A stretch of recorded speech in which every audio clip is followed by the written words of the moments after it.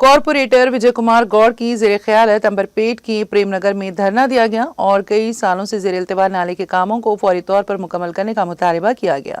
इस मौके पर कॉरपोरेटर विजय कुमार गौड़ ने इल्जाम लगाया है कि हुकाम को कई सालों से नाले के काम मुकम्मल करने के लिए तवज्जो दिलाने के बावजूद हुकाम नाले का काम मुकम्मल करने में गफलत और लापरवाही बरत रहे हैं। उन्होंने कहा कि अफसरान कह रहे हैं कि नाले का कुछ हिस्सा CPL में है और फाइल DGP ऑफिस में ज़ेर-ए-इल्तिवा है। जब CPL कमांडेंट से इस मामले के बारे में पूछा गया तो उन्होंने कहा कि इस नाले की तामीर पर कोई एतराज़ नहीं है।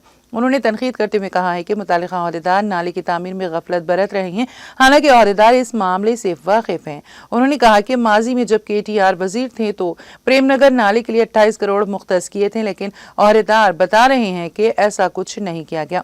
उन्होंने मुतालबा किया है कि नाले का रिटेनिंग वॉल का काम भी फौरी तौर पर शुरू किया जाए। बसूरत दीगर वो डिवीजन के अवाम के साथ मिलकर बड़े पैमाने पर धरना देंगे।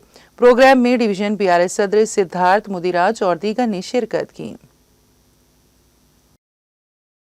ఇక్కడ ఇలా పటేల్ నగర్ చౌరస్తాలో మా అంబర్పేట డివిజన్లో ఈ పటేల్ నగర్ చౌరస్తాలో గత ఎన్నో ఏళ్ల నుంచి నాలా సమస్య ఉన్నది. ఇది మన మోంచేరు కట్ట నుంచి మొదలు పెడితే మన STP వరకు ఒక 5 కిలోమీటర్లు ఉంటుంది. దీనికి మన తెలంగాణ గవర్నమెంట్ ఉన్నప్పుడు TRS గవర్నమెంట్ ఉన్నప్పుడు మనకు KTR గారు అప్పుడు 2020లో వాటర్ వచ్చినప్పుడు ప్రేమ్నగర్ రావడం జరిగింది. అక్కడ ప్రేమ్నగర్లో తను స్వయంగా పర్యవేక్షించి ఇక్కడ మాకు 28 కోట్ల రూపాయలు శాంక్షన్ ఈ నాల గురించి శాంక్షన్ చేయడం జరిగింది.